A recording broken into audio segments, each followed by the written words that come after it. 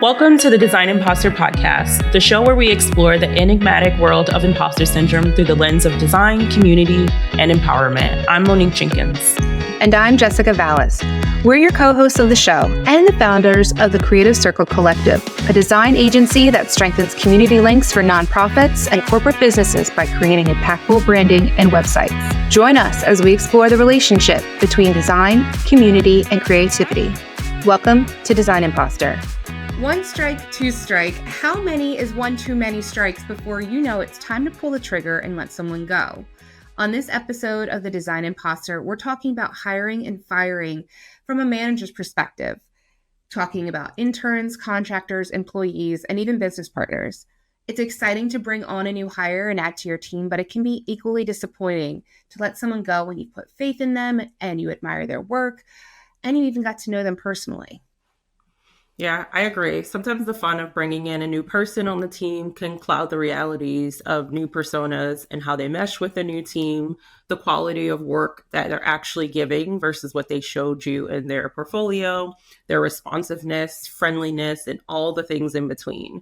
And no matter how well you vet some people, someone's going to slip through the cracks and you need to understand how to deal with that. Monique has been mentoring a lot of design students, and I thought this would be a great starting point to talk about internships. Yeah. So as Jessica said, I've been mentoring a lot of students lately who are post-grad or about to be graduating. So some of them are 3 years post-grad and haven't been able to find employment in their respective field. Some of them are just coming out of school in this market that is wildly different than what it was when they originally went into school, and trying to understand, what they need in their portfolio, what they need on their resume in order to get them a job that they actually want in the field that they actually studied for. So how do you make sure that you connect what you did in school with the realities of the job climate that we're in today? And Jessica is someone who's hired interns before. So can you tell us a little bit about what that hiring process is for, how we've done it in the past, how we would do it at our business, and what we look for in interns? Yeah. So with an internship, I know that your resume is very small. I mean, your background is going to be waitress at Chili's, cashier at, Old Navy, and I'm fine with that. But what I really want to see is your portfolio. It doesn't matter if it's a PDF or a link, because I know, things are tight for students. So maybe you can't afford to get the $50 a month subscription. I get it. I've been there. But you have to have some form of a portfolio to present to your employer. And I love when I see it laid out as a story. It's not just like random screenshots. Maybe it's the whole process. Everything's been mocked up. And I can really see your style of work.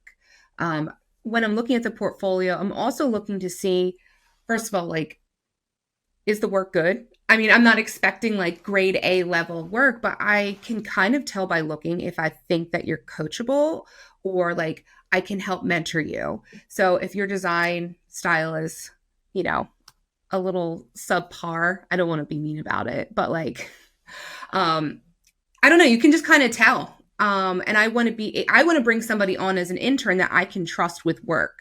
So if I don't think your design style has met that level yet, then I'm not likely to bring you on unless I feel like you are very teachable, you're eager to learn. And in that instance, I might not put you on a big project, but because internships are about learning. And that's kind of what I'm here for.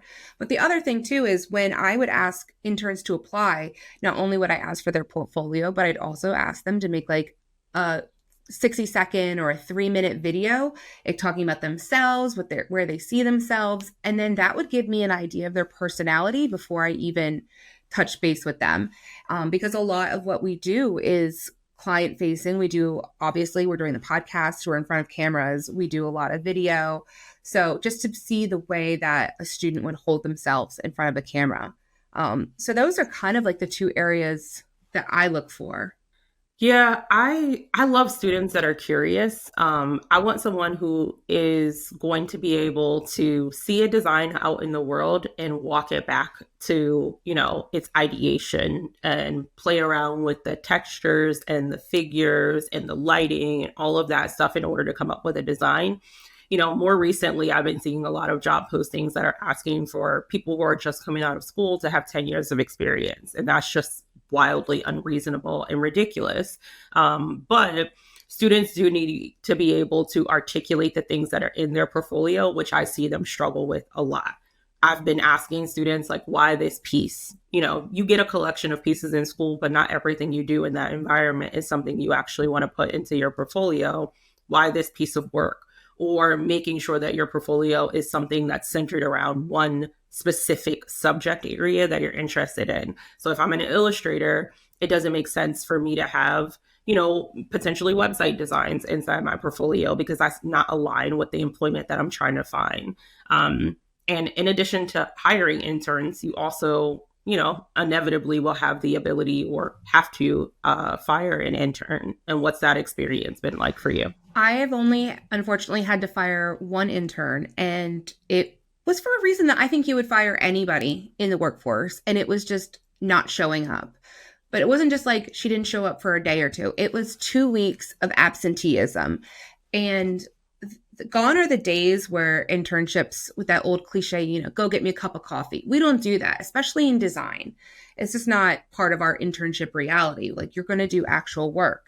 And I like to give my interns actual work. It's not just busy work. And I had some deadlines set, and the intern went absentee. And then we got to the deadline and it wasn't done. And so then me and the rest of the team had to pick it up.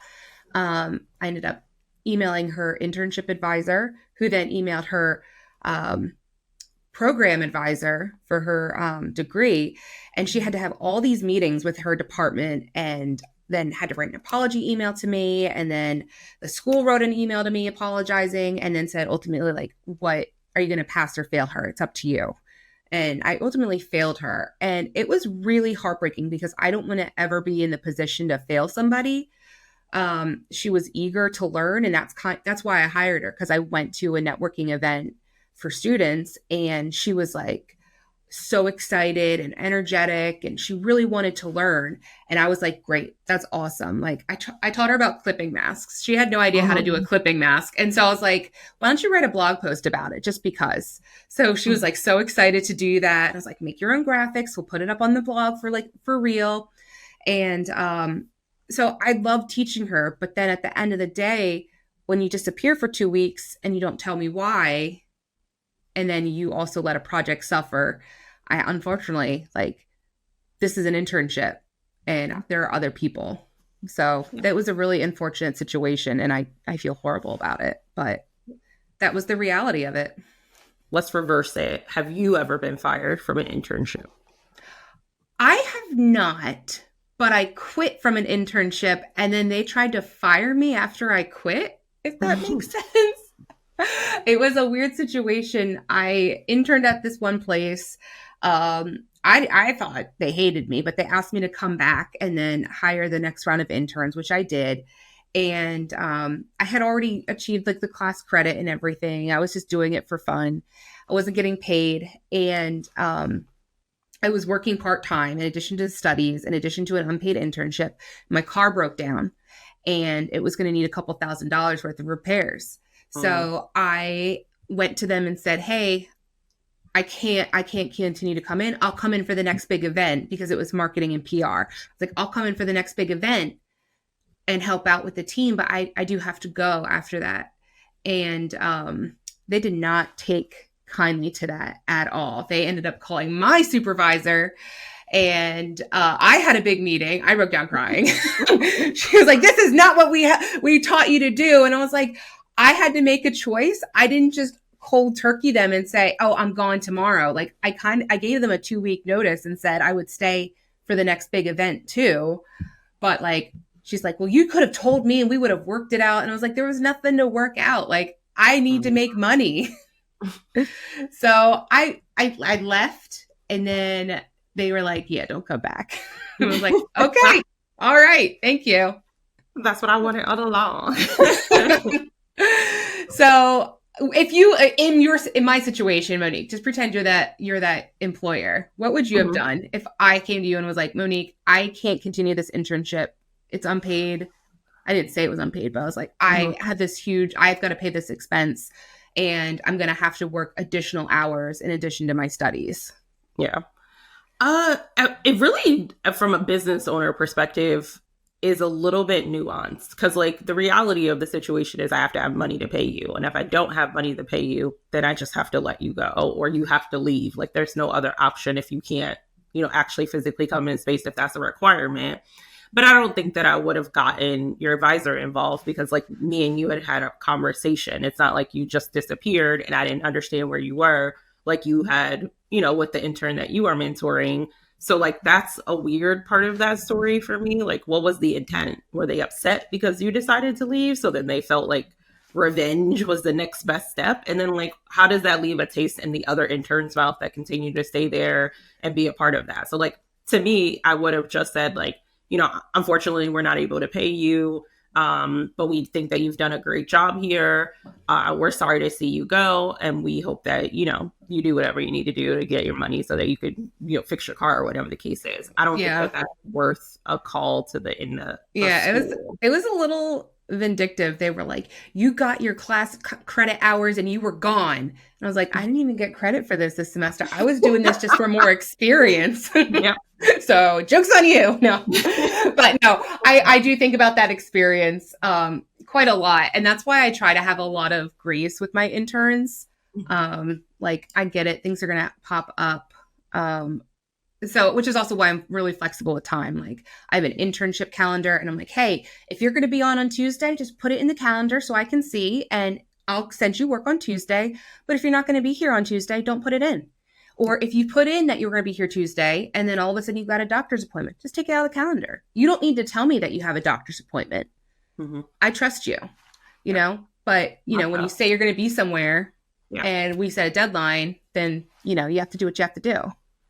I don't trust you guys. Sorry. You would be here on Tuesday. No, I'm kidding. I'm reasonable sometimes. Interesting. I'm really curious. I've never taken an unpaid internship. What was that experience like? Because the only internships that I ever entertained were paid. Let's see. That was my only unpaid internship, and I did not walk away with a portfolio at all. I felt like it wasn't design, it was PR and marketing. And I did learn from that experience that I did not want to do PR and marketing ever again. I did not want to do event planning. I didn't want to do any of that. It was not my field, which is exactly what an internship is supposed to do. Yeah. It taught me that I didn't want to do those things, but from an unpaid point, I feel like they really took advantage. Like, they would have weekend events and we were expected to just come in. And so I would have to jockey going to my paid job to support myself because there are some lucky individuals who, can live comfortably through college. But I was one of those who experienced food insecurity. And so I had to work my way through. So it was a balancing act. And I did feel taken advantage of sometimes because I wanted the praise and I wanted to be able to put on my resume that I had experience. But at the end of it, I didn't get to walk away with anything. And I think that if you are going to walk away from an unpaid internship, you at least need to have portfolio pieces that you can put in there. And you can say, this is a website that I helped launch and it's still up. Here are some pieces that I did.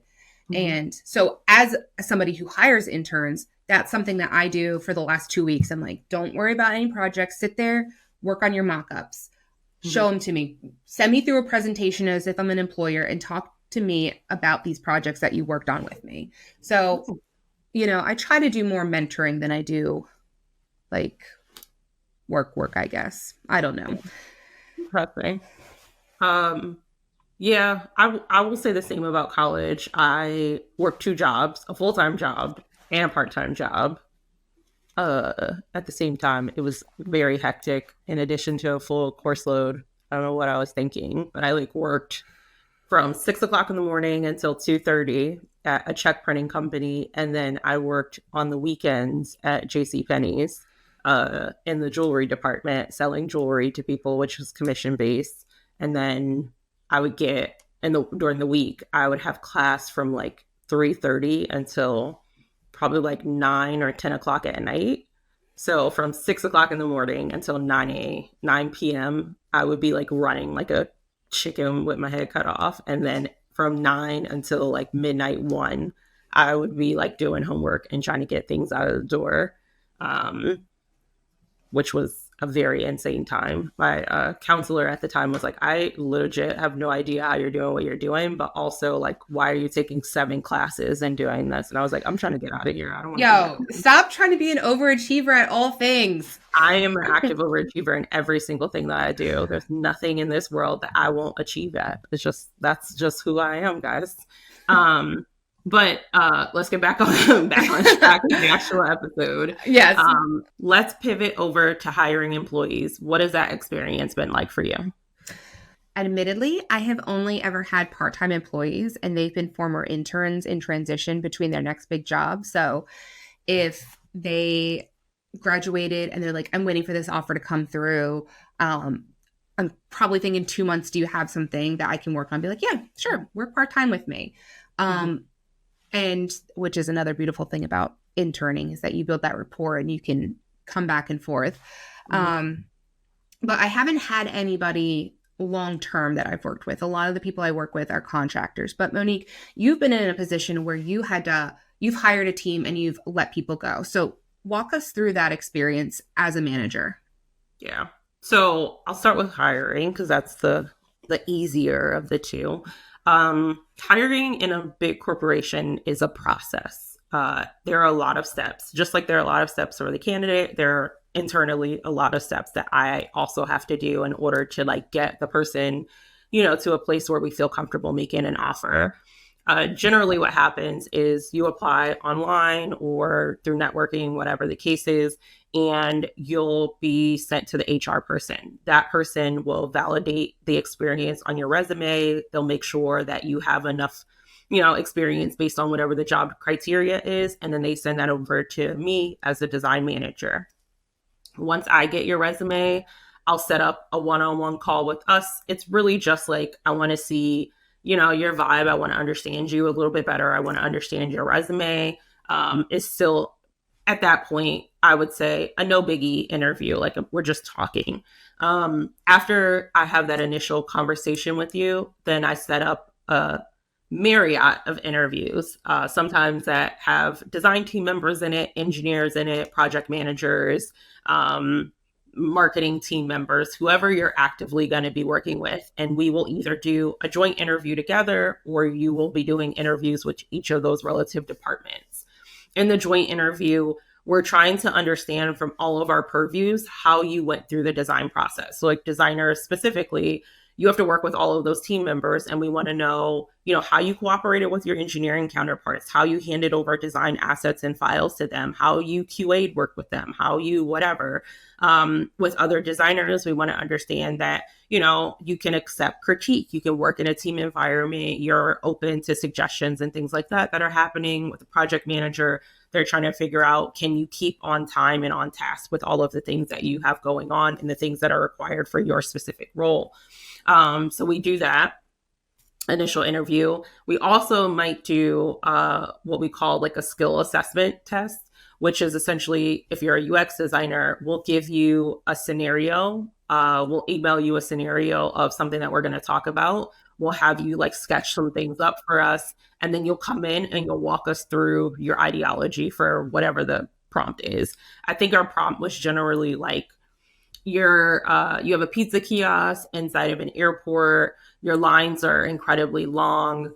You need to figure out a way for people to get through the lines quickly, and you need to build and decide whether you want to build an application for those customers or whether you want to do some type of web-based application or whatever your solution is. How do you engage people who are coming directly in the doors from the airport? How do you deal with the people who are in the line for this customized pizza place? And then how do you deal with the fact that like your pizza joint is in one segment of the airport, but people from a whole other terminal could potentially be ordering and be standing there waiting and have to get back to wherever they need to go.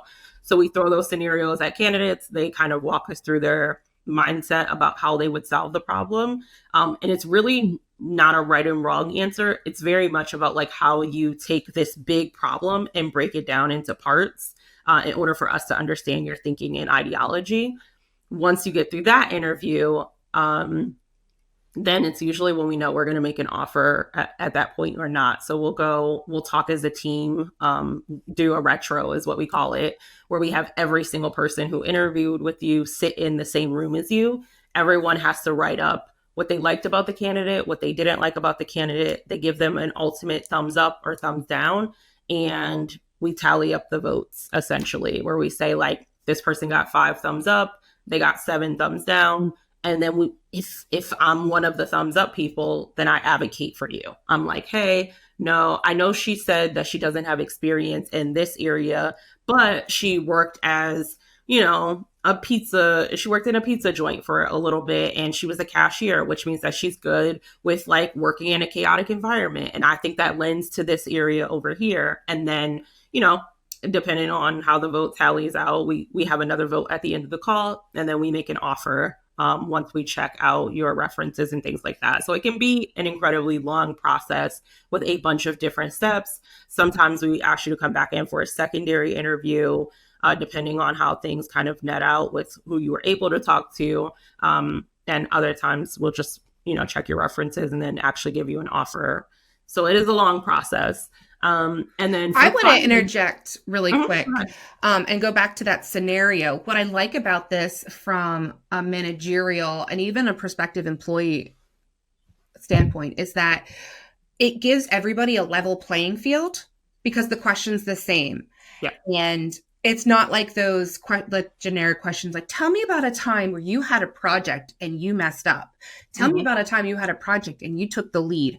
Those are all completely different situations, and maybe somebody hasn't been in a position where, they took the lead, but this position that you're applying for puts you in that spot where you can. And this scenario, I think, allows them to show you their leadership without ever having been in that position before. So I do think it levels the playing field for the employees, but it also sets a good standard for the hiring managers because, they've got like a line and they're like, okay, we have to like check these boxes off. I like that. I will say there are pros and cons. Like obviously, we send a candidate a, scenario that we want them to run through. We don't want them spending 30 hours working on it because it's spec work at that point. They're not getting paid. We always try to give them a scenario that has absolutely nothing to do with our business from the perspective in which they can see. So like, I don't know, let's say our business was like a bank teller. We might give them a scenario where, they work in a pizza place. Those roles are very similar, but it's not specific to banking. So we don't want them to think that we're going to take their idea and kind of run with it in a different direction. So that can be pro and cons because we don't want candidates working on things for a long time because you're not going to get paid for that. And we try to time box them and say like, hey, if you do any research or anything like that, we want you to keep it within an hour or two. Like, don't focus too much on that. Like, talk to us in person, work out your ideas with us. Again, it's really just to understand your logic. Where would you start? Where did you get to the middle? How did you get to the end? And does that make sense to another person? Because as a designer, you have to explain that. So I think that is a little bit of the con of it. It sounds like a very time-consuming and costly expense because you're going through all these rounds of interviews. You're asking people to do something for like an hour, maybe like 8 hours tops. That's time equals money. And so on previous episodes of the podcast, we've talked about like, by the time you get to round 3 and they're like, we want to offer you $100,000 and you can count on say, I want $120,000. Like they've committed to you at that point because it is expensive. And you are just reiterating and reinforcing that right now.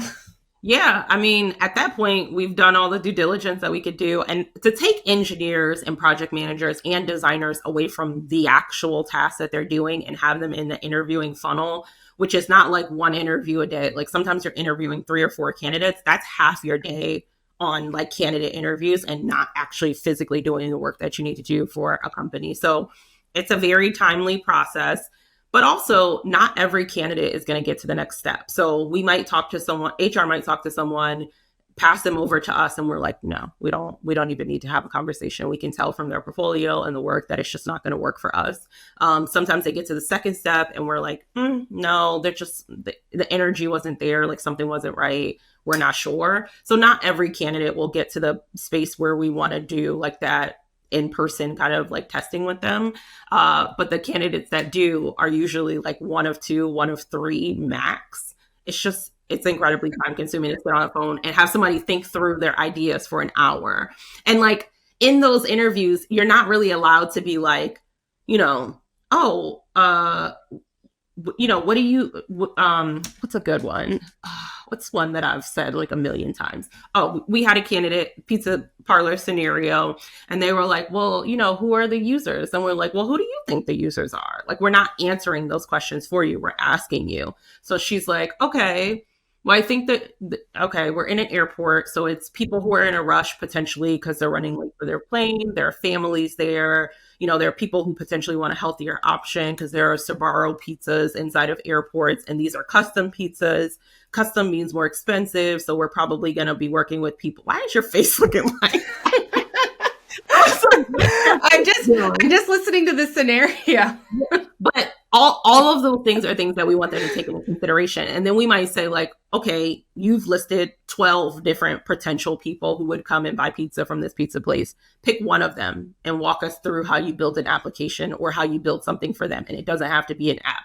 Some people took a very like physical space route where they were like, we're going to pre-make the pizzas. We're going to put them on a shelf. It's going to be like a pizza vending machine. People are able to swipe their card, just grab the pizza, and then they can run to whatever their gate is. Some people are like, we're going to build an app. You get to scan the QR code at the beginning of walking into the airport before you even go through security. So that way, when you get to the pizza place, your pizza is already ready and it's fresh.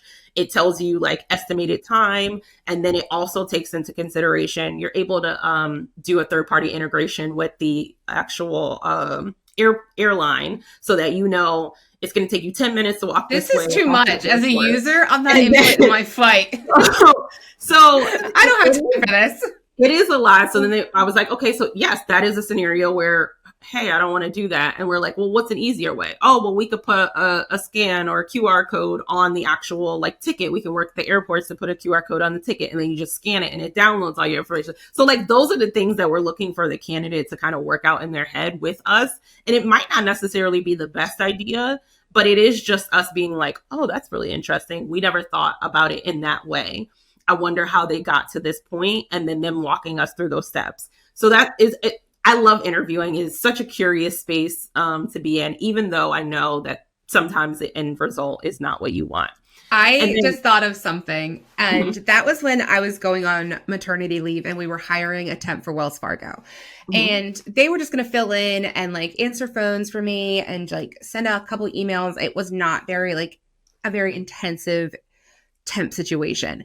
And as we're interviewing people, we were interviewing people who were like right out of college, maybe between like just ended their first job going between. And so we weren't expecting like, oh, show us a big design portfolio, because that's not what it was for. But one of the questions we had was like, do you watch Game of Thrones? Because at the time it was the height of Game of Thrones. And we had this whole whiteboard that had like all the houses, and we like cut out pictures from the magazines and had it up there. And every Sunday or Monday after we would go up and we would have like a brief every Monday to talk about the episode. Yep. Pause everything. Get to the round table. We got to talk about what happened with Jon Snow. That's never happened to me. Because if you don't like, I was going more for personality in this, instance, because like there was a very interesting group of individuals, and with them being like all my mother's age, it was like, okay, how do you connect with them? How do you be in a situation where like you're not looked down upon because you are so much younger? So it's like, well, let's find some commonalities. Do you watch Game of Thrones? Who are you voting for? Well, actually, no, we didn't ask that. We didn't ask that. This was like legally they can't. No, we didn't ask that, but we could infer. We looked at what universities you went to. We're like, oh, she's a graduate from Towson, or she's from Loyola, and I went to Loyola. So it's like, just looking for commonalities and not too much experience. All right. So you've interviewed somebody, you hire them, they've worked for you for a while, and then you start to notice things are not going as you expected. Yeah. Letting someone go or having that conversation with someone is really hard, because I think that sometimes what you don't understand, depending on who your manager is that it's just as heartbreaking for them to have to let you go as it is, to have that conversation with someone. It can be incredibly traumatic, and people hate being people managers as a result. But for me, I've had scenarios at jobs where we hire a designer, absolutely incredible designer, like work bar none, amazing, but people skills not there. Like talks down to their coworkers, is very confrontational when you want to provide critique to them, and one person can sink an entire team. If every single time you go to propose something or you want to discuss something, someone's like, that sucks, it's not good, why are you saying that? That's not what I'm going to do. Or they're completely dismissive of the information that you're trying to give them, that right there will change an entire team dynamic. And we have to be able to nip that in the bud. So at least for my time as a manager, first step is always to first write up, hey, you said this to Susie, this was wildly inappropriate. That's not how we engage with our coworkers. That's not how we engage with people. It's not aligned with our core values as an organization. So we need you to improve on this behavior. We're going to give you 3 months and we're going to come back and see how you're behaving. That's also known as a PIP. So a PIP is a performance improvement plan. It is essentially us telling you, hey, we've experienced a problem, or we've noticed a problem that's continuously happening. And we want to go over what the roles, what the expectations are for your role, what areas we're identifying that need improvement. We'll create an action plan together. We'll do a follow-up schedule where we'll say, we're going to give you 3 months to improve on this, and we'll define out what those next steps are. If we come back in 3, 4, however many months later, and we've noticed that nothing has changed, then that might be grounds for termination. Maryland, DC, and Virginia, I believe, are all at-will states. So it means that a company doesn't have to give you a first opportunity to fix those things. They can just let you go. Obviously, as an organization, you wouldn't want to do that because you've brought people into roles, in order to do the work properly. But at the end of the day, if you're not going to improve on the plan, if you don't care about your PIP, if you don't care about and have concern about, being respectful to your coworkers, then we can't have that in the team environment, and we'll need to figure out, what we can do. Yeah, I was thinking about performance reviews. And do you, as a manager, like to give them out as the incident occurs, or will you just wait for year-end evaluations and reviews? It would depend on what the infraction is. If it's something that's blatantly obvious, then I can't wait. It's a problem that I'll have to address right this second. I can give you a scenario of that. We had a male coworker who was working with a female UX designer. He was a project manager, and he mocked up a design he had not presented to her and showcased it in a meeting with 7 stakeholders. And when she said, hey, I've never seen this before, he said, oh, Kelly's going to be really mad. Chuckle, chuckle, chuckle. That's wildly inappropriate. First of all, you're undermining her position in this organization. She's in a room with predominantly men, and it's not acceptable for you to ever make her feel like her ideas and points aren't valid. Secondly, if we decide to go along with your design, which I think at the time we did actually end up doing, we had to walk that design back. It did not work. It didn't function. There weren't considerations taken into account because he's not a UX designer, so he wasn't able to see it from that perspective. So ultimately, we ended up not even going, in the route that he wanted us to go. And then as an organization, we wasted a bunch of engineering time and capacity by going down a path that we couldn't even explore. And if we do that 6 or 7 times, or once even, you spend millions of dollars. So it's my rule to address it as soon as it happens so that it doesn't happen again.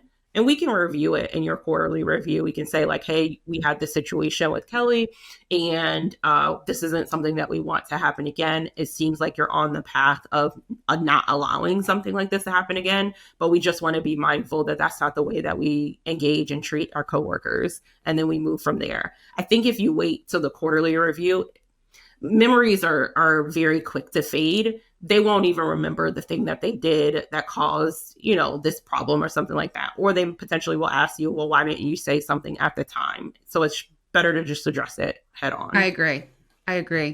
What about, because we live in a very remote hybrid situation and kids are home a lot now, how do you feel about individuals who have to, oh, I'm sorry, I've got my kid home today. Or I have to bring my kid into school, or I'm sorry, I had to bring my kid to work today.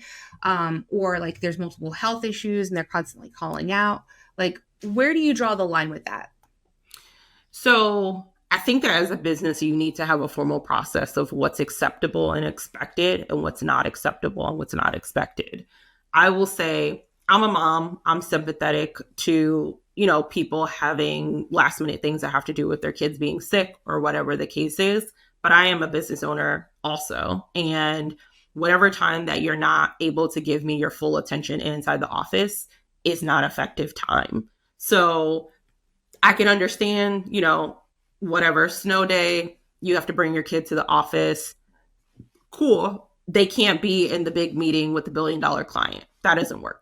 That's not acceptable. That's not going to be something that works. Maybe you need to take the day off. Maybe you need to take the meeting from home, but you have to figure out a way around the thing that you need to do to still be effective at your job.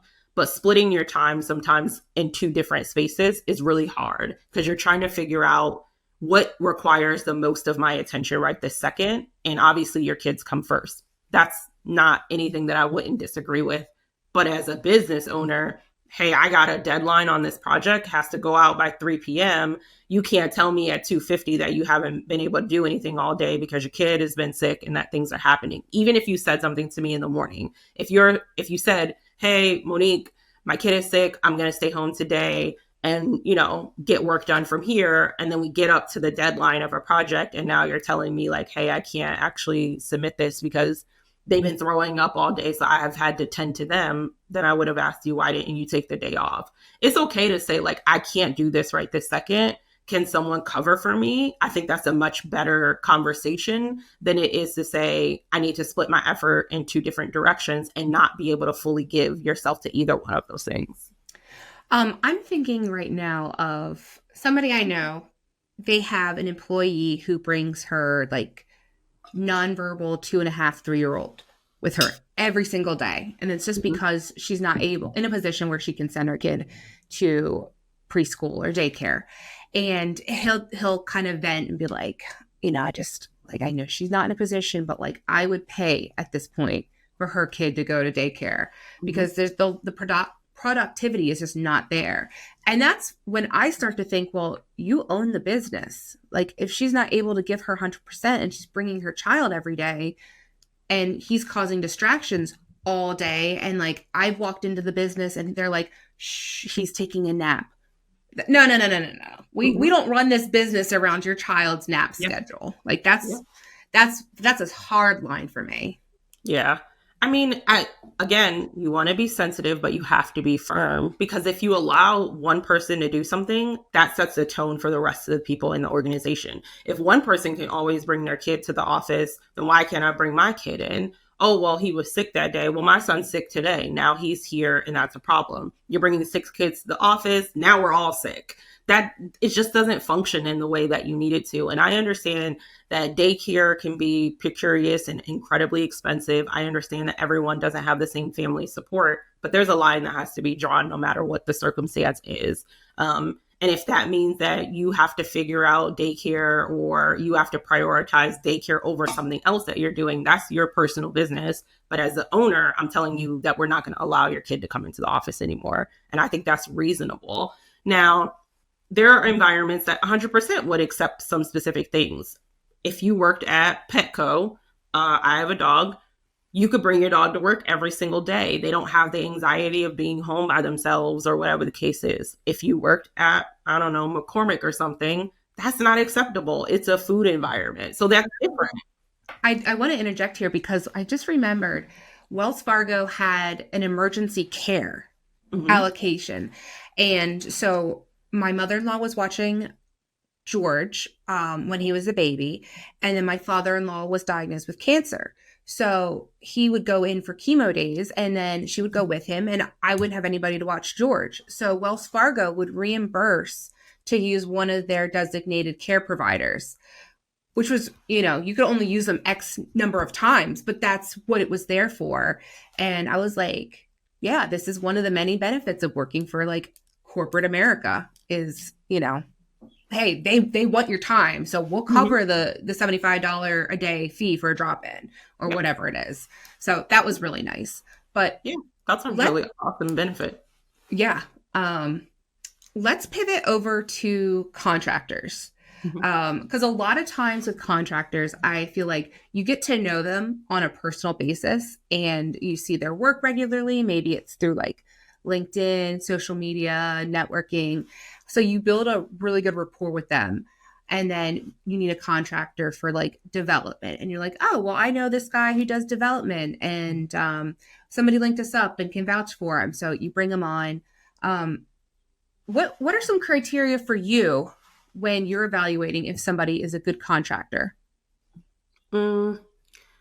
Contractors, it can be a bit iffy because you can still work a full-time job and be a contractor at someone's business, which means, again, your time is split. Someone that I look for is someone who can keep to time. Like if the timeline for this project is Monday, don't text me on Tuesday and tell me that you can't get this done. Like it was supposed to have been done. So I always look for people who are able to like effectively manage their own time. As a contractor, that's not my responsibility. If I'm an actual employee, then I'm setting the hours. The contractor, you can work at 3, 4, 5 o'clock in the morning. I don't really care as long as you get the work done. So I always look for someone who can manage their time properly and has the ability to meet when we need to in order to discuss like what the scope of the work is going to be. So I think that's the biggest thing for me is that you're effectively able to manage your time, because I can't go to a client later and say like, I know we were supposed to give you this, but our contractor is, sick or not available or whatever the case is. And if you're not, I need you to tell me that information relatively soon so that I can pivot. Yeah, I will say, having worked with many contractors, that I know that I'm not your full-time employer, but like if you're going to go away on vacation for 2 weeks, like you might want to drop me a line so that when a client has an emergency or a project comes up, like I'm not emailing an empty inbox. And I've had that happen a couple times where I'm like, I really don't want to be texting you because I just found out you're on vacation, but like I needed this done and I'm relying on you. But like if you had just told me, we could have worked around. And I think it goes back to like just disappearing and time management. And this seems to be the theme of everything. So that's one thing. The other is that you don't necessarily always know how somebody is going to talk in an email. And so for that reason, like I've allowed contractors to interact with clients before, and then I've gotten feedback that was like, oh, we love them, or feedback that's like, no, this is not going to work. And then like having to promise, like, you will never have to interact with this individual again. Please, thank you for telling me. And so then you get into this situation where you wanted to put trust in somebody. Now you're having to be the middleman and communicate between the client and the contractor. And I would say that's starting to get into the territory of knowing when to let somebody go, is when it's too much work to manage them. Yeah, I would agree with that. So in the scenario where you had a contractor who spoke to a client in a way that was not acceptable, how do you have that conversation with them? Or what was that conversation like for you? Oh, with the contractor or with the client? With both entities, because I think it's important to understand how you smooth this over. Oh my gosh. You potentially could lose $100,000 clock. Yeah. Well, had a bad day. Yeah. So I talked to the client and I apologized. I was like thank you so much for bringing this up to me. It's embarrassing. And I acknowledge that they should not have spoken to you like this. I'm going to take care of it. And going forward, you will not have to work with this individual ever again. You will work with me directly on this. And then when it came time for the contractor, I was like, going forward, you will only work through me. Do not ever email the client separately. Do not text them. If you need anything, you will talk to me. But did you appreciate being that middleman? Because it requires so much more work on your part. You're acting as a gateway between two adults. I mean, it's disappointing that you have to put yourself in that situation. And that's when you start to think, okay, I need to swap the contractor I have for this role. Mm-hmm. And then you've got to go back and it's like the hiring process all over again. Mm-hmm. And it is really, really difficult because you do get involved with these people and you grow attached and you want to be sympathetic to, we're all out there trying to make extra money and it is not easy. But, for somebody who is like $100,000 client, you're like, okay, like I can't have you costing me 6 figures. Yeah. You might be great at what you do. Again, Monique, the personality trait that you talked about, you might design like a boss, but if you are tearing the team up and causing distress, then you got to go, unfortunately. And I have been in a situation where I gave someone a second chance and we worked together for one thing. It kind of fizzled out. They hyped up a project that they brought me on for. I delivered, then they fizzled out. And then, so there was like, we worked on that simultaneously, but then fast forward like a year and a half, I had another opportunity and I was like, well, let me tap them and see if it's changed. And it didn't. And I will never talk to this person again. I won't say what for or what the situation was, but I was like, fool me once. I have been in a situation where I was a contractor. I didn't perform at my best. The employer or the woman I was white labeling under was like, I think we need to take a break. And we did. Then she came back a year later and we worked together again. And I appreciate that second chance. So I am open to second chances. But when you're 3 clients in and you're noticing the pattern hasn't changed, then that's a problem. And as a manager, if you're going to give somebody that second chance, you have to tell them why you let them go in the first place or why you let that relationship, separate like that. So I'm way less into second chances. I think that has to do with the fact that I'm Black, though. We don't get a lot of second chances. We don't get an opportunity to screw up so royally and then come back and be like, I'm sorry. It's really sometimes a one and done situation. So for me, particularly, I'm like, do it right the first time. And I don't have the best patience level at all times. I will never teach Zuri how to read it right because like that's just not. I'm like, A, what's wrong with A? And like I can't. But my expectation is that you understand how to hold yourself in a business setting. We are all adults. Common sense should be common, even though it isn't all the time. But you know that you don't take a client call in your pajamas. You know that you don't, put forward work that you absolutely hate or that you didn't do your own, best practice or due diligence on. You know that you check for misspellings. You know that you da-da-da-da-da-da. And yes, small things I could probably forgive, but the big things I'm like, no, I'm not going to do this again because I don't want to get burned twice. That's just not my particular love language. And I understand that people deserve a second chance and I will give them a second chance in another area. But this particular thing, we're not about to do this again. Sorry for your luck. You're harsh.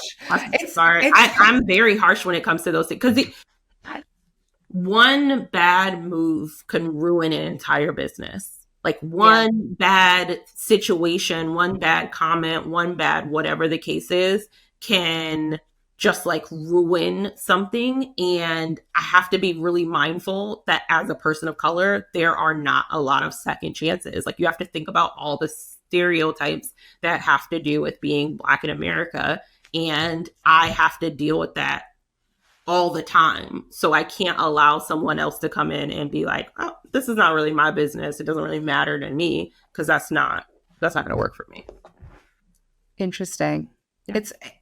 I appreciate that we, as business owners, co-founders of the Creative Circle, co-hosts of the podcast, that we do come from diverse backgrounds, because this is not something that would come up normally in conversation if, I were to own an agency with another white woman, And so it's just helping us understand this, the state of the world and the different thought processes. You're way more lax than me. I'm not lax. I'm very.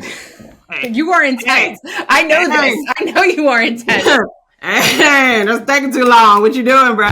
I can be very intense about specific things, but I know the bar that I set for myself, and I make that bar just as high for all the people around me. Like, my circle is amazing as a result of a very high bar. So if you want to be a part of it, you got to be on the same high bar that we all are on, or progressing towards that rate. You can't be like, I just eat Cheetos in my pajamas all day. Although I do. But you can't be like that all day, every day. Some days you got to like go hard and do the things that are necessary in order to like make things better for yourself. So yes, yeah. I'm a very like, But I recognize that about myself, and I'm working on it, people. I'm working on it. No, it's Monique and I are having constant conversations about our different work styles. Yeah. And it's fitting that we have an episode about hiring and firing, because what about when you're actively working with somebody and actively trying to work out a situation? Your work ethics are, I would say our work styles are completely different. Yeah. Our design vibe is like on par with each other, but like our design, or I guess our work ethic, like you are go, go, go, go, go. Mm-hmm. Like I feel like 24/7. I'm like, when does she sleep? It's 3:00. And then I'm like, oh, I've got to go to the bus, and I won't be back online until 8, 9 o'clock when the kids go to sleep. And you're like, how often these kids go to school? God. And you're like, Zori can entertain herself. Yeah. I think our work styles are different, but I think if I worked with someone who was like me, that probably wouldn't work. I don't know. I think two type A Moniques in the same room probably wouldn't mesh well. So it's good that we balance each other out. Although I am slowly but surely pulling Jessica to my dark side, and trying to get all the things in line. Because I think like if everything is set up, I'll get to the place where like we'll get to the place where we need to go in this business, which is to build $1 billion business. And that doesn't happen overnight. And it doesn't happen depending on like, what environment you're in or what the state of your business is and stuff like that. So I'm very like strategic about all of the moves in order to like get to the end result. Cause I can like see it, but I don't know like how I'm going to get there. But this is why we teamed up. Yeah. Cause I needed somebody to do more of the front end client facing. Let's get this process going. And I personally enjoy the back end. I enjoy doing the marketing and the design and making sure everything gets launched on time. So sometimes having the opposite, not personalities, because obviously we get along well. We're like besties. Hey, but having different styles will complement. And plus we're both Scorpios. So that can be either a very dangerous mix, or we're going to be best friends forever. It's going to be dangerous eventually. I can see it. Watch out. But I'm like, yeah, I mean, I think that when you start your business, or when you're considering starting a business and you want to bring in another person, it's very important that you can make sure that you can have a disagreement and move forward. You can have a sense of alignment and move forward. But I think that you have to make sure that your vision and this other person's vision are wildly in line with each other, because eventually you'll diverge paths. Like eventually, like I can see us diverging paths. Like I feel like you're eventually going to like step away from all the like day-to-day, anything has to do with like client acquisition stuff, and you'll stay in the marketing space. But even in there, I'm like, Jessica want to be a politician. She about to be somebody's mayor or something. You don't have time for those. So I'm like, I understand like our constructs of the business, and people change and they evolve and they want to do different things. Like I literally have 17 different business ideas in the flux right now. Like we have this business.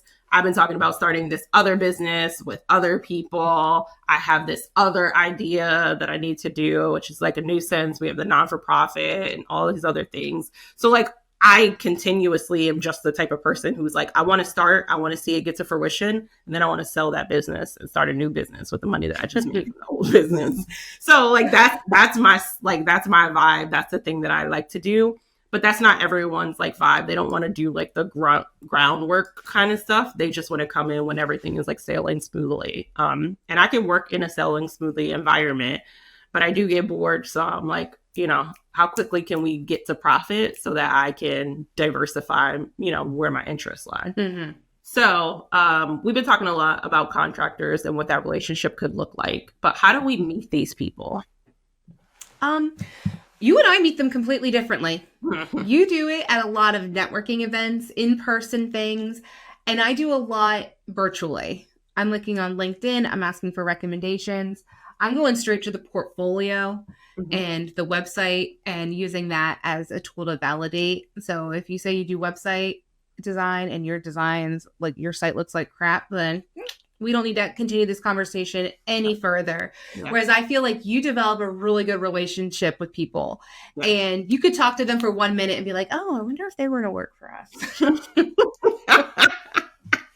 I have a problem. I'm really good in person. Same with clients. Like the way that I meet clients and the way that I meet contractors are very much the same. I do 1,000,001 things under the sun. And I always meet really interesting people that I get like a good vibe about. I'm like, when I get a good vibe about someone, I'm willing to take a chance on them. It might not pan out all the time, but I'm like, okay, they have a skill set. I know we need that for our business. We can leverage that. Do you do freelance work? Do you work, at a corporate job? Are you interested in doing some of these things? And then we can kind of like float people in and out as we see their skill set to be necessary. And then I'm willing to hedge my bet on you, put you inside of a project and see how you perform. So the same way that I would do with an intern is like feet to the fire.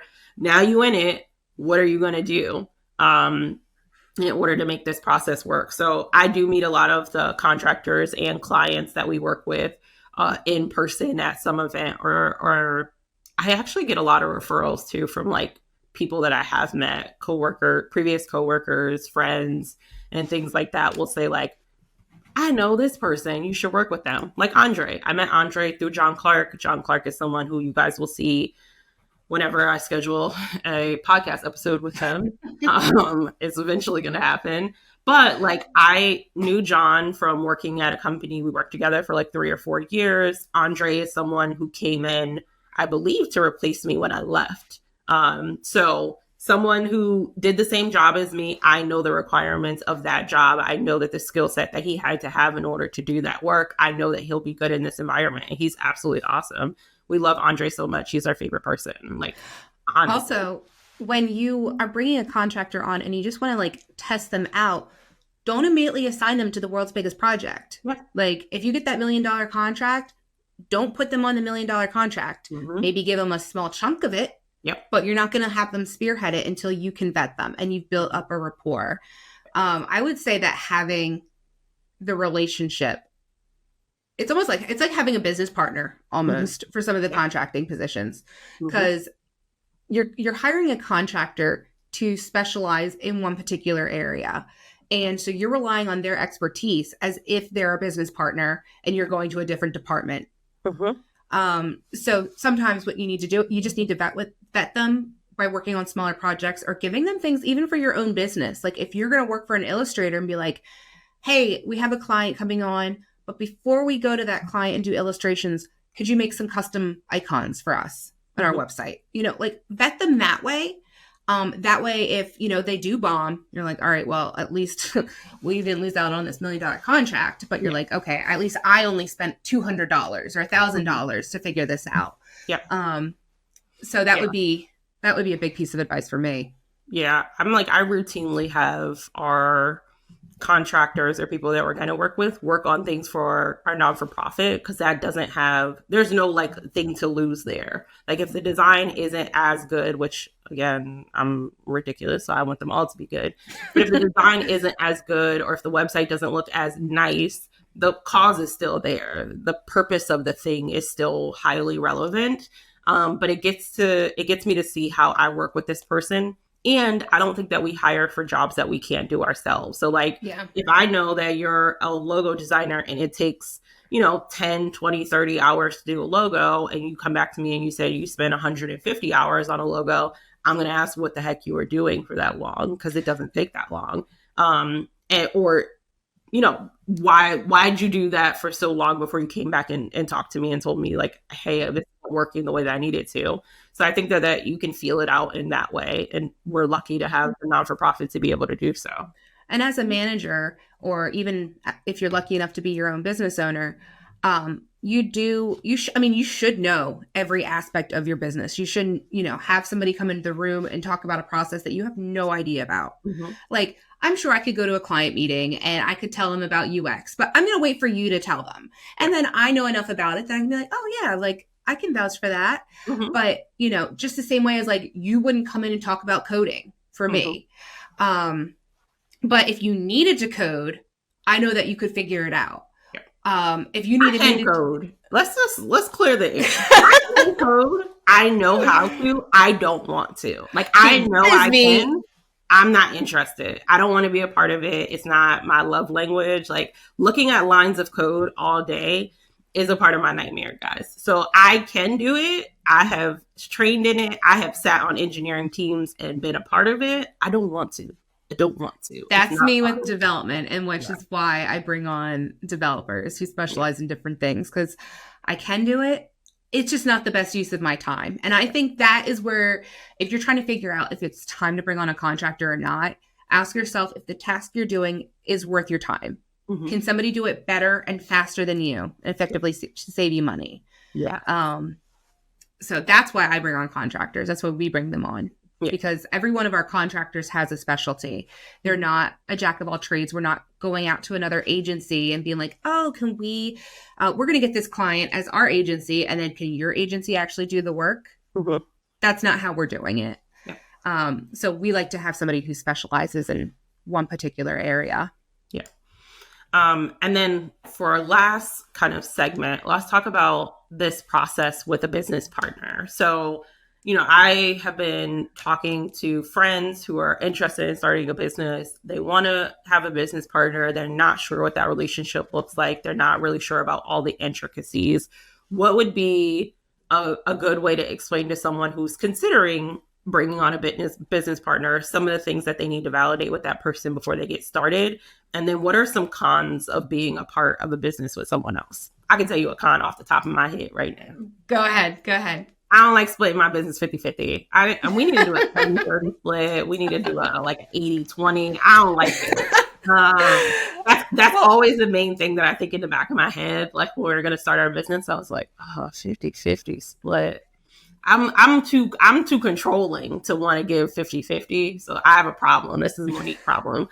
But also, this person has a vested interest in like what you can and can't do. If this person isn't willing to sign on for a project or something like that, you can't take, I wouldn't, at least, I would not take a project on or bring a person into this business and be like, yeah, Jessica doesn't like them, but like, whatever. That's not how that works. So for me, you don't get to make the final say when you have a bit, like when you're in a partnership. And sometimes for me, I'm like, I just want to move. I'm going to go. I'm going to like be over here. So that's a con. But I think the pros is that you're able to leverage two skill sets. I think you're able, like, Jessica acts as a second half of my brain. Like, sometimes we're in meetings and we like say something that the other person was thinking, or ask a question in a way that the other person would have asked it. And that's helpful to like release some of the cognitive load that happens. When I also love that we text each other the same thing at the same exact time. We're really weird. But okay, so you might want to bring somebody on as a partner if, one, you're feeling completely overwhelmed. Mm-hmm. You have a good business idea. Maybe you found somebody else whose business aligns with yours, which is kind of where we were. Mm-hmm. And your skill set, again, complements each other. I am not the best client-facing person. It is not like I can do it, but Mm-hmm. I would, like I said, I would rather be on the back end. And when we started the podcast, I was like, we should probably merge our businesses, because there's no point in you doing this and me doing the same exact thing. You building this out and I'm building out the same exact thing. Let's merge our efforts together and then try to go like really hone in on our expertise. So I appreciate that. And I actually, you're gonna hate this or, laugh or think I'm ridiculous. I really like when we're working on like a proposal or something and we tag each other back and forth and we're able to fill in the gaps. Like I have a question and I'm like, what would you put here? Or like, you're like, what do you think of these icons? Or, should we fill this in? I appreciate that there's somebody else who's got that left brain, like you said, who's filling in the gaps for you. And it's quality control times 2, because when you're by yourself and you're looking at something over and over and over again, you're going to have errors because your mind just becomes attuned to it. It's invisible. So, you'll get back to me and be like, did you really QC this? I'll be like, let me go back. Let me tell y'all something about Jessica. She don't QC a damn thing. Okay. If she said that she looked at it, she did not. Because I'd be like, Jessica, I literally was like, Jessica, you spelled your own name wrong in this deck. And I just don't understand what we doing. What we doing right now? I'm like, how do you spell your name wrong? That's your name, right? Or you a broken identity? I don't like it. I don't know how that slipped through the cracks. You just, you see your own name so many times. Yeah. You spell Jessica with a C or a K. But it's nice to be able, I think that's our sweet space, is like when we're mind melting over like a proposal or a deck or something like that, we flow off of each other. There's no sense of like ownership, like this is mine or this is hers. We go back and forth on each other's slides. We move things around. We like play around. We get like really crazy. We get wildly too in-depth in this. And then it becomes like, hey, we need to create this other deck. Hey, we need to do this other thing. And then it becomes wildly out of hand. But I think that's the space where our brains are like really, really working together and coming to like a sense of like consensus on something, is when we're working on decks. I really feel like that's our sweet spot. And then I think that extrapolates out to everything. It's kind of fun too. Yeah. Okay, I'm glad you agree with me on this. I'm glad.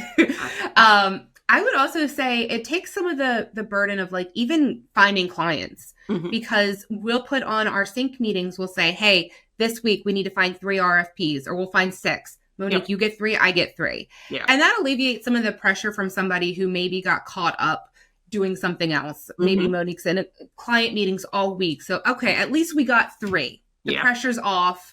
We got something that we can work on this week. So, and then, everybody has their own different connections. So,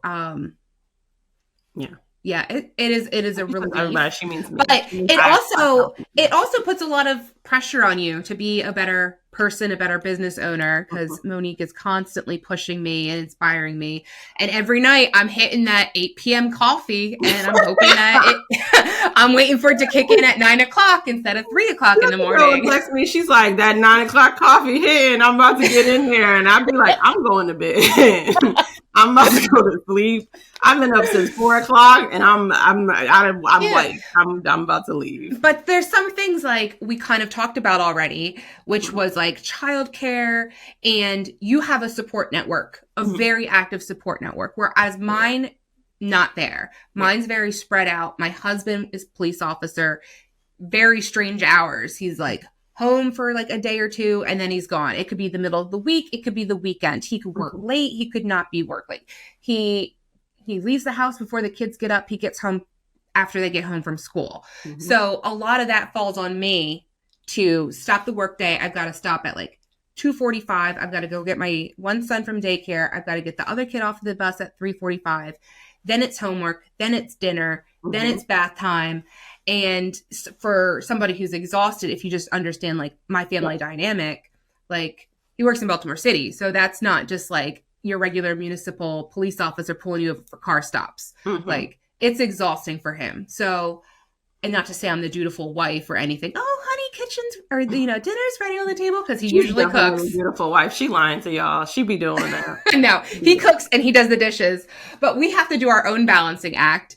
So then, he goes to bed. He gets to do the snuggles with the kids, and I go on the computer. And then when I'm done working at 3 a.m., I move the kids to their beds. And then, we repeat the cycle. But like, when, if something were to pop up, I can't just, call my mother-in-law or my mom or, my neighbors are great. And there's been a couple of times where they've been able to step up, but they also have small children or they've got babies. And, you can't, it's difficult to rely on, people who aren't necessarily family or, so I want to give grace to all those people who are in a difficult situation where you don't have a support network readily available, and thank all the people who do or aren't in that situation, and just say like, hey, not to say everyone's as lucky as you, but not everybody's in the same situation and we adapt differently.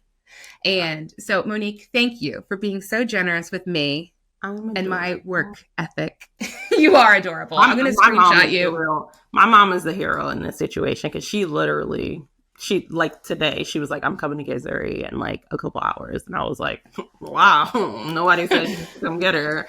But yes, my family is incredibly supportive. And I think that there's a balancing act in that too. Like, am I always going to be like, yep, that's cool, that's wild? Like, no. Sometimes I'm going to be like, girl, please.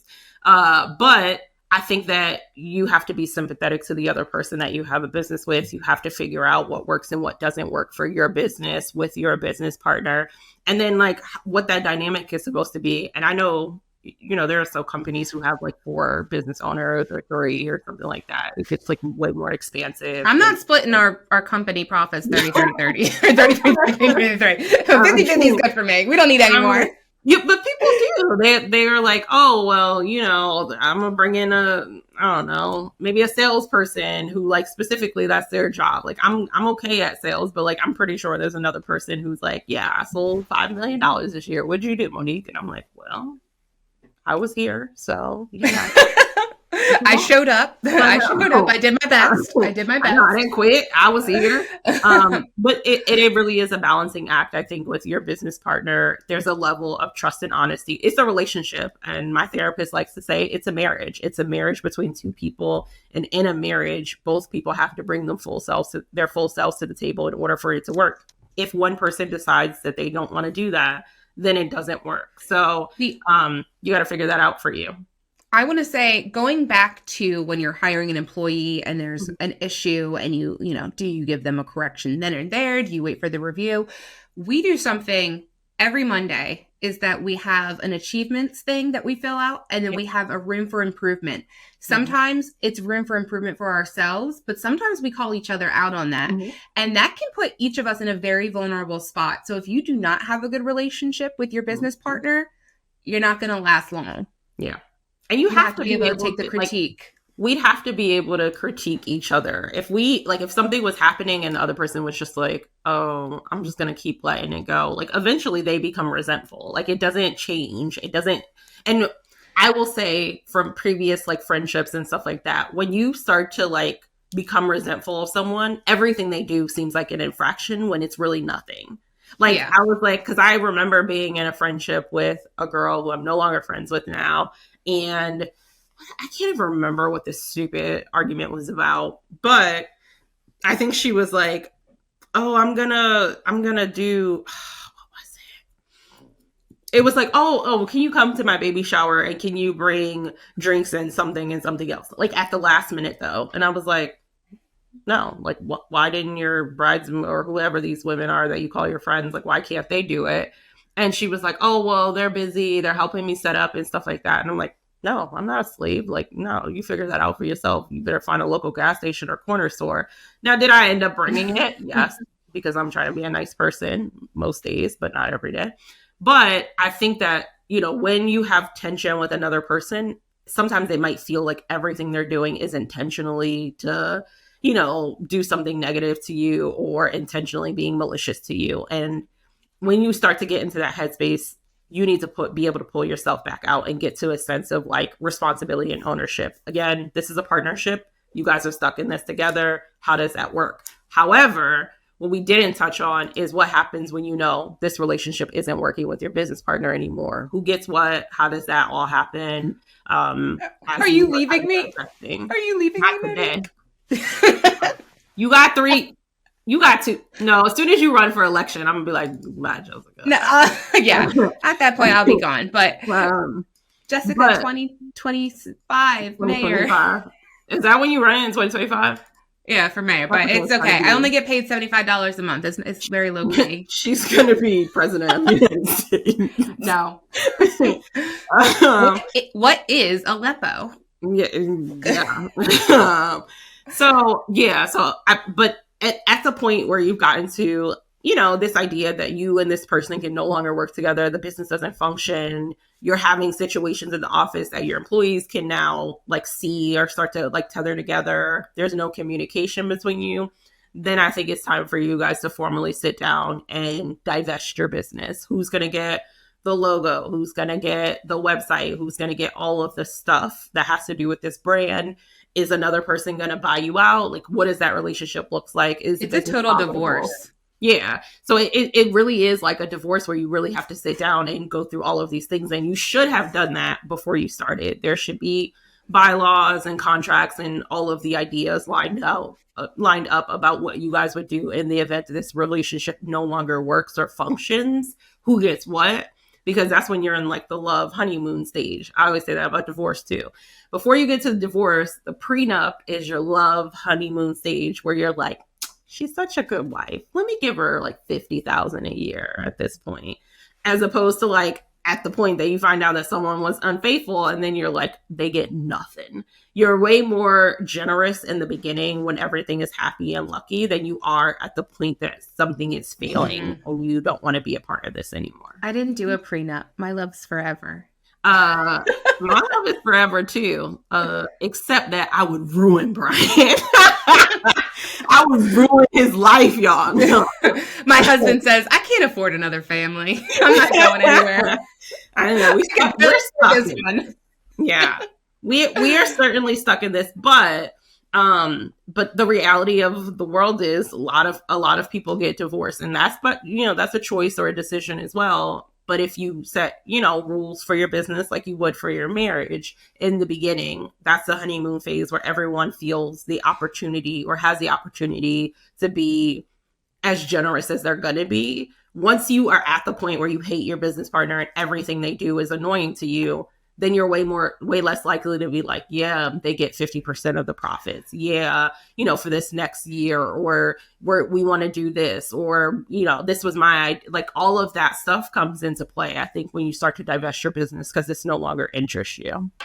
I really enjoyed this talk, especially the latter half, as we got away from interns and into employees and contractors and stuff that we're in the weeds with every day. Yeah, so this was fun. If you guys want to be a contractor, hit us up, Monique at Just know, we're going to be giving you real responsibilities. So yes, you will get real responsibilities, and you will probably not love it, depending on who you talk. Stop sending Monique calendar invites. Just send her your portfolio. She's too busy. Yeah, people are I just want to talk to you, girl. You can book time with me. Come on, y'all. We'll do that because when she builds a relationship with you, you're in. So yeah, I always tell people, I'm you're stuck with me for life, no matter if you like it or not. We're here together. So once you meet me once, you're I'm stuck with her. I'm not sure. Well, now you're stuck with us forever and the Design Impostor podcast. So join us again in 2 weeks. Yeah. When you will be still stuck. All right. See you guys. Bye.